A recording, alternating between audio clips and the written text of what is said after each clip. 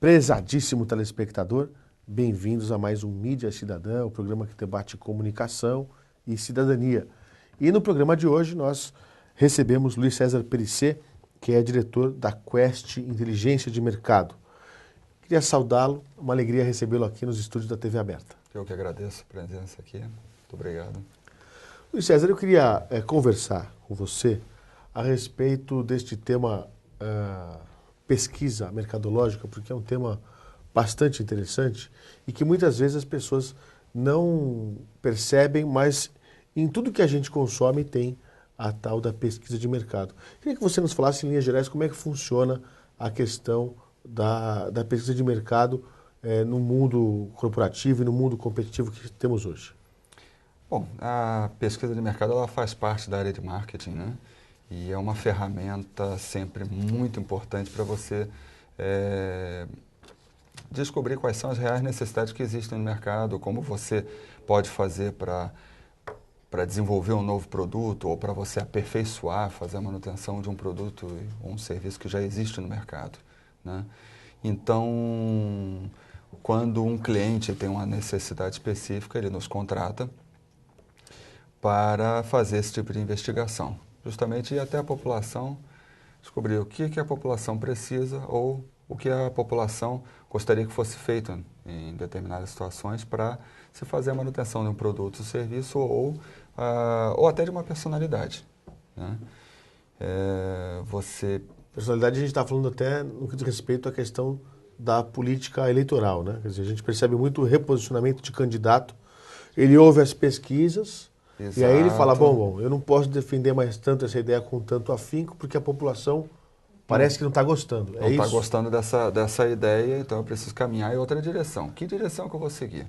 Por exemplo, nós temos ano que vem eleições presidenciais e alguns candidatos ou pré-candidatos, ou nem são pré-candidatos ainda, são candidatos a pré-candidatos, já estão fazendo pesquisas eleitorais para descobrir o que a população quer que seja explorado durante essa corrida eleitoral. Quais são as necessidades da população? Os principais anseios, as principais preocupações, o que mais te preocupa hoje? Quais são os principais problemas hoje do país, é isso? Exato, mas não só isso, porque sabes que saúde é um problema, educação é outro problema, que segurança é outro problema, mas como falar? Como se comunicar? O que vai atrair essa população? Então, por trás disso, você faz primeiro pesquisa, para você descobrir exatamente como você consegue se comunicar e atrair a atenção das pessoas. Para você ser ouvido, para você ser mais comunicativo e para você aumentar a possibilidade de você ser eleito. Já que você fala agora no que diz respeito à questão eleitoral, nós vivemos aí um período pré-eleitoral, ou seja, porque o Brasil também tem eleições cada 2 anos, né? Sim. Se não são as municipais, são as estaduais / federais.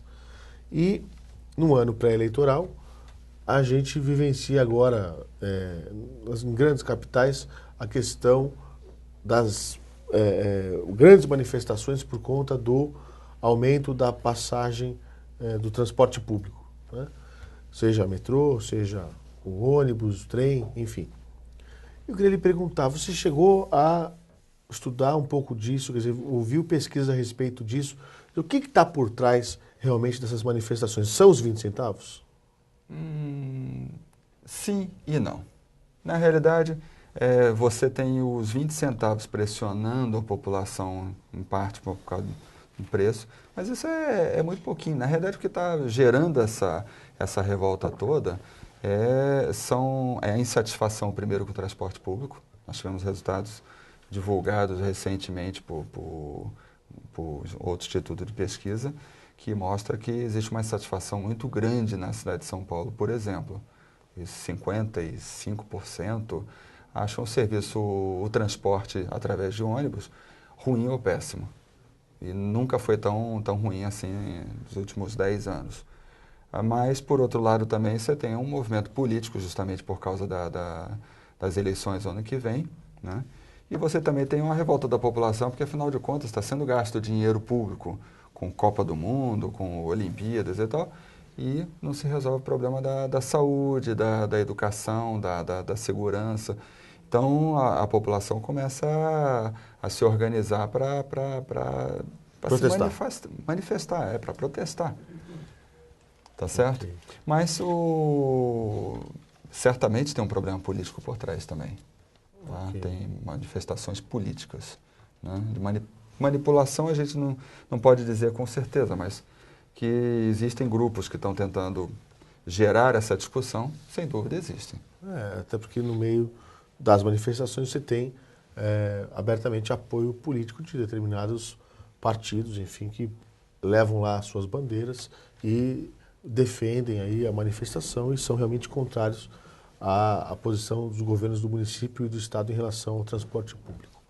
É importante também falar uma coisa. Através dessas pesquisas, você tira só assim, não só está insatisfeito, quantos por cento e tal.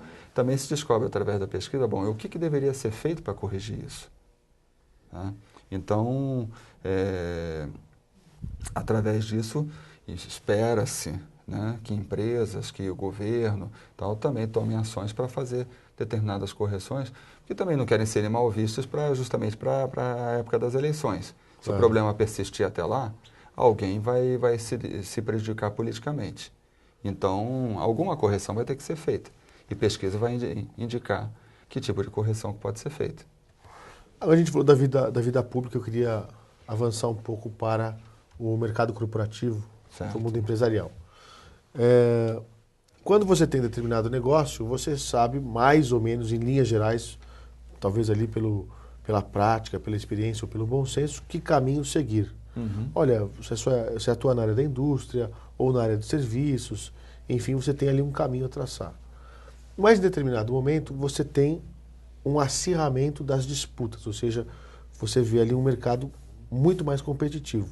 E eu lhe pergunto, é nesta hora que as empresas buscam então uma pesquisa de mercado para avaliar melhor que caminhos adotar, que caminhos seguir? Olha, vamos separar aí dois tipos de empresas. Empresas grandes e empresas já estabelecidas no mercado há muito tempo, elas têm o hábito de fazer pesquisa continuamente.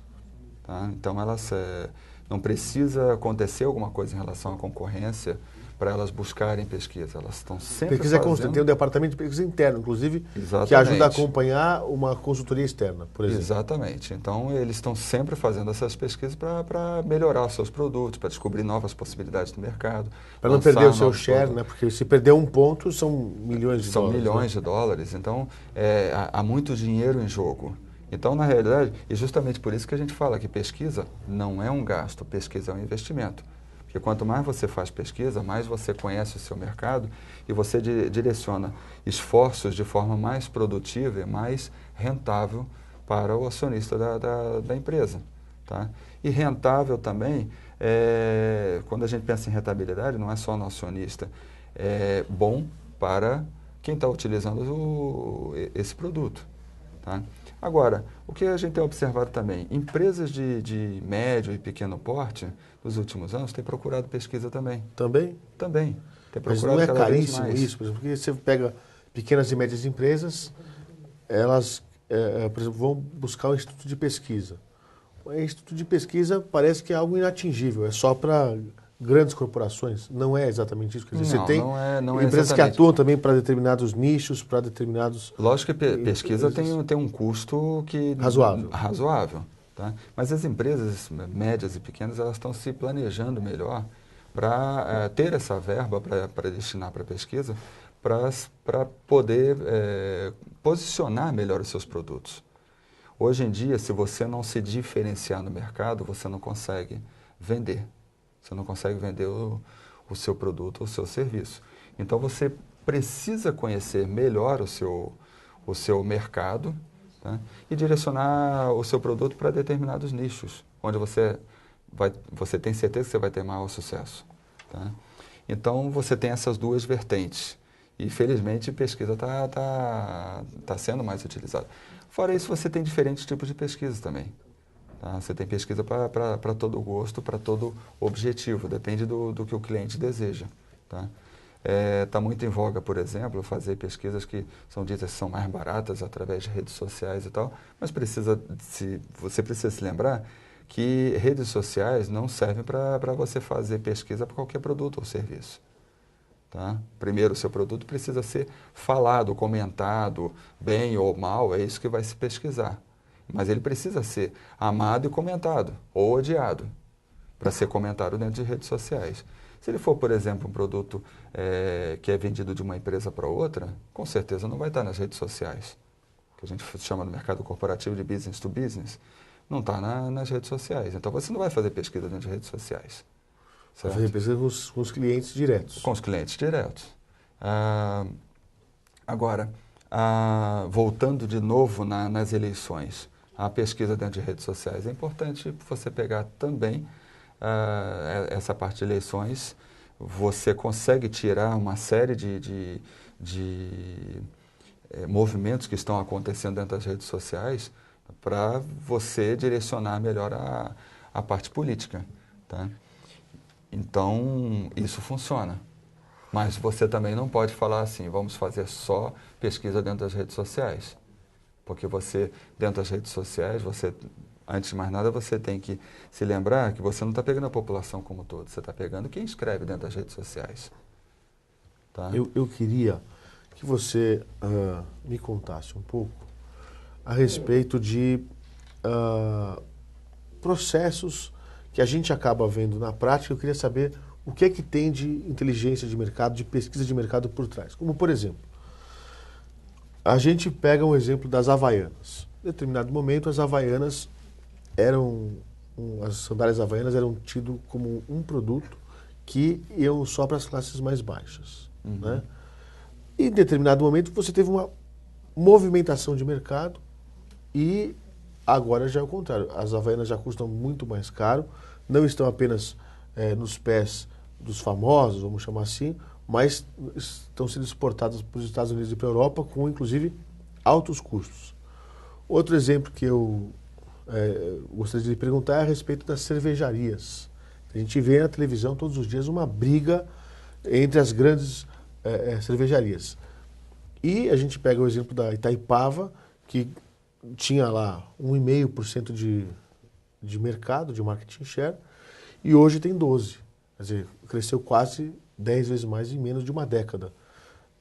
Eu lhe pergunto, essas movimentações de mercado, tanto de posicionamento, que é o caso das Havaianas, como de crescimento, que é o caso da Itaipava, tem pesquisa de mercado por trás? Muita pesquisa de mercado por trás, muita pesquisa e muita inteligência de mercado. Tá? Bom, vamos separar uma coisa e outra. Por que pesquisa e por que inteligência? Né? A inteligência não trabalha sem pesquisa e a pesquisa não trabalha sem inteligência. São necessárias as duas coisas. Porque você precisa, além da pesquisa, você precisa de outros dados que estão no mercado, de conhecimento de diferentes segmentos, não só específicos da cerveja ou dos chinelos, né? Você precisa também juntar dados econômicos, dados de vendas, dados internos das empresas e tal. São dois mercados muito interessantes para citar como exemplo. O de cerveja eu posso falar assim com bastante conhecimento, porque eu atuo dentro desse mercado há muitos anos, há mais de 12 anos. Eu faço muitas pesquisas para cervejarias. Então, isso que eu estou lhe falando tem uma lógica. Nós assistimos, né? Por exemplo, em 2003, a guerra das cervejarias em torno por exemplo, anúncios com bastante apelo de desenhos. Nós vimos lá atrás a tartaruga que fazem nhen. Tudo isso forma uma imagem na cabeça das pessoas, que as pessoas se lembram, na hora de pedir a cerveja, se lembram daquela marca, tiram sarro, comentam. Lembra daquela máxima? Fale sempre de mim, bem ou mal, fale de mim. Lembro. Tá? Essa é a história da propaganda, é isso? Essa história da propaganda. Tem que ser lembrado, é isso? Tem que ser lembrado. Bem ou mal tem que ser lembrado. Tá? De preferência, bem. De preferência, bem. Senão o sujeito não vai nem comprar, né? Vai indicar para o inimigo dele. De preferência, bem. Mas precisa ser lembrado porque dentro do mercado de cerveja, o ponto mais importante é você pensar no relacionamento entre os amigos no bar, na lanchonete. E ali você tem a influência entre os amigos. Então, se tem aquela coisa gostosa de você tirar sarro do outro, de você comentar sobre a cerveja, essa é a minha preferida, aquela ali não presta e tal, tudo isso é importante dentro desse mercado de cerveja. O futebol, a praia, mulheres, tudo isso faz parte do ambiente da cerveja, né? E de repente, naquela época, entrou o Zeca Pagodinho numa das propagandas, porque o Zeca Pagodinho ele tinha um contrato com uma cervejaria e de repente passou para outra, falando experimenta, experimenta, experimenta.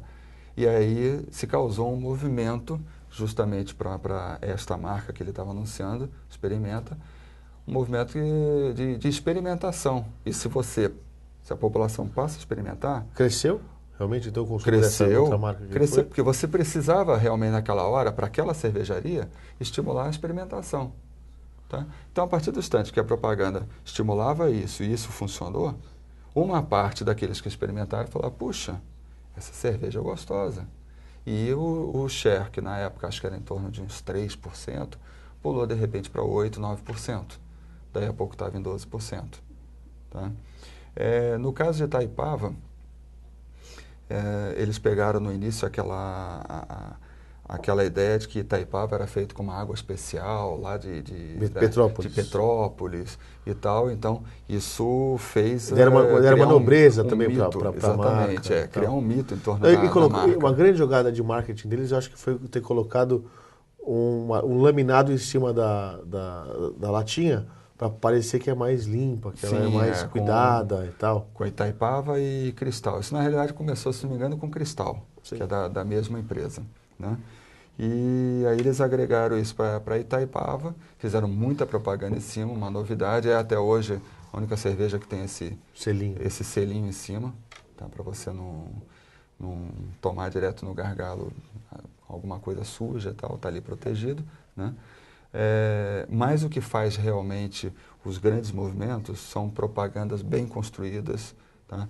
Por exemplo, o Desce Redondo, quando inventaram o Desce Redondo... Joga um quadrado e você devolve redondo. Joga um quadrado e devolve redondo. Isso foi inventado em 2002, se não me engano, ou 2001. Tá? Faz tempo. Já faz bastante tempo. Quando o publicitário que inventou o Desce Redondo, ele nem inventou o Desce Redondo diretamente. Na realidade... Era redondo. Não. Não era? Descobriu-se o seguinte, que uma das frases que sempre que aparecia em pesquisa, nessa época quem fazia essa pesquisa éramos nós. Era a Quest Inteligência de Mercado. O publicitário pegou lá um dos atributos, que era o Desce Suave. Não era Desce Redondo, Desce Suave. Desce Suave, sim. E aí ele teve aquele insight. Desce suave, desce suave, desce suave. Desce redondo na minha garganta, desce redondinho. Tá? E aí pegaram aquela brincadeira a outra cerveja desce quadrado. Aí parecia a garganta do cara descendo aqui um quadradão. Cubo. Né? E a marca desse anunciante descia redondinho. E até hoje é usado o Desce Redondo. Porque é um slogan fantástico. É outro case que eu diria assim, junto com a Havaianas, é um case fantástico. Tá? Então, pesquisa e inteligência, de fato, é muito importante. Você veja o seguinte, essa cerveja, na época, era considerado por essa cervejaria o patinho feio. Ninguém queria vender a cerveja. Quem estava na moda para a cervejaria era outra cerveja irmã dela. Sim. Tá? Quando começou o Desce Redondo, todo mundo agora quer vender. Por quê? O cliente final estava puxando essa cerveja, portanto, o varejista também estava puxando, e aí é fácil você vender uma cerveja que o próprio cliente puxa. Sim. Ele pede, né, no ponto de venda, mas não tem a cerveja tal? Exatamente. Né? Eu falei, vamos pedir então. E aí passou a ter assim, você chega no ponto de venda, qual é a cerveja que está mais gelada? Ou qual é a mais pedida? Você pergunta, qual que está melhor? É essa. Deixa eu lhe fazer uma outra pergunta. O Brasil, nos últimos anos, enfrentou aí, viveu, aliás, uma transferência de renda para quem era da classe D ascender à classe C, por conta do maior consumo. Então, eu imagino que para as empresas de pesquisa de mercado isso deva ser um fato relevante para que faça ali também as suas pesquisas e a sua inteligência de mercado. Eu lhe pergunto, como é que foi para as empresas de pesquisa essa ascensão das pessoas que estavam na classe D para a classe C? Quer dizer, as empresas também passaram a se preocupar com esse novo mercado, esse nicho novo de clientes, sejam clientes bancários, da cerveja, ou do automóvel e tudo mais, que estão consumindo alguns produtos pela primeira vez. Quer dizer, você tem ali uma briga dessas empresas por conta desse mercado. Ali a disputa é mais acirrada, porque o mercado é novo? O mercado é novo, o mercado é grande, são milhões e milhões de novos consumidores, todo mundo quer uma fatia desse mercado. É uma nova condição que o Brasil realmente assumiu nos últimos 8 anos, né, 8, 10 anos, na realidade, e que você veja o seguinte, você tinha uma população que até para consumir um refrigerante de maior prestígio como Coca-Cola, apenas declarava, se você fizesse uma pesquisa 10, 12 anos atrás e você perguntasse qual o refrigerante que você consome, você consumiu ontem e tal, você ia ter um share of mind de 70% para a Coca-Cola. E o share mesmo, né, de mercado da Coca-Cola era em torno de 40%. Então, o que era pessoas desejavam, mas não tinham acesso. Exatamente. Desejavam, não tinham acesso. Ainda tinha um impedimento do preço. Então, você tinha as tubaínas que davam essa condição com um preço muito mais em conta. Hoje você já tem essa população com ascensão a produtos mais caros, chegando até um automóvel. Tá? Agora, no automóvel, mesmo para o automóvel, foram criados alguns artifícios para fazer com que essa população conseguisse consumir o automóvel, conseguisse comprar o seu primeiro carro zero, ou mesmo um carro usado que não tinha acesso. Maiores mecanismos de financiamento, prazos mais longos, redução de IPI para carro zero. Redução do IPI, exatamente. E com isso você estimulou muito o consumo no Brasil, uma coisa muito importante, né? E assim foi de carona muitos outros produtos. Algumas empresas criaram produtos de um segundo nível, tá? Exatamente ou praticamente o mesmo produto, mas com posicionamento mais em conta, para não prejudicar aquela marca premium, exatamente, que tinha um valor diferenciado maior e tal. Eles criaram mais embaixo um outro produto mais popular, vamos chamar assim, de mais popular, né? E, então foram várias técnicas que foram utilizadas pelas empresas para conseguir pegar esse mercado novo em ascensão, né? Cada empresa foi se adaptando ao seu jeito. Por exemplo, no mercado de automóveis, além dos artifícios financeiros também, teve também o lado de você vender um carro com menos acessórios ou totalmente desprovido de acessórios, a fim de baratear, né? Tanto que nós temos um carro que está no mercado há muitos anos, já o Fiat Uno permanece, o Uno Mille permanece até hoje, né? E tem a versão sem nada, né? Tem a versão totalmente sem nada e vende muito. Bem, momentos finais do nosso Mídia Cidadã de hoje, eu queria, Luiz César, pedir para que você nos falasse de algo muito importante. Muitas vezes o empresário que está nos acompanhando agora gostaria de saber, poxa, eu sou de uma pequena ou de uma média empresa, certamente não tenho os recursos das Havaianas, sim, ou da Ambev, ou das grandes cervejarias aí e tal, para contratar uma empresa de inteligência de mercado, né, de pesquisa de mercado. Então eu queria lhe perguntar, quais são os caminhos que você indica para o empresário que quer se programar para chegar nesse nível, quer dizer, um nível a mais, quer dizer, ele tem a sua empresa, eu acho que quando ele vai para uma pesquisa de mercado, ele se diferencia no seu mercado, especialmente o pequeno e médio, e eu lhe pergunto, ele pode se valer de pesquisas de mercado contratadas, por exemplo, pelo Sebrae, que você citou, que é uma empresa que faz pesquisa de mercado para pequena e média empresa. Ele pode, ele mesmo, contratar uma consultoria de posicionamento de mercado, Como é que funciona isso para o pequeno? Porque o grande a gente já sabe, né? Ele tem acesso, ele tem departamentos próprios para isso. E o pequeno e médio, como é que ele faz para ter acesso? Olha, o pequeno e médio, você falou uma palavra mágica, antes de mais nada, precisa se planejar. Ele precisa separar uma verba. Mas antes dele separar essa verba, ele precisa questionar a nossa empresa ou empresas concorrentes nossas, quanto custa fazer uma pesquisa? Porque não é barato, realmente. Tá? Mas também, como eu falei, é para todos os bolsos, desde pesquisas mais baratas até pesquisas absurdamente caras, custando milhões de reais. Né?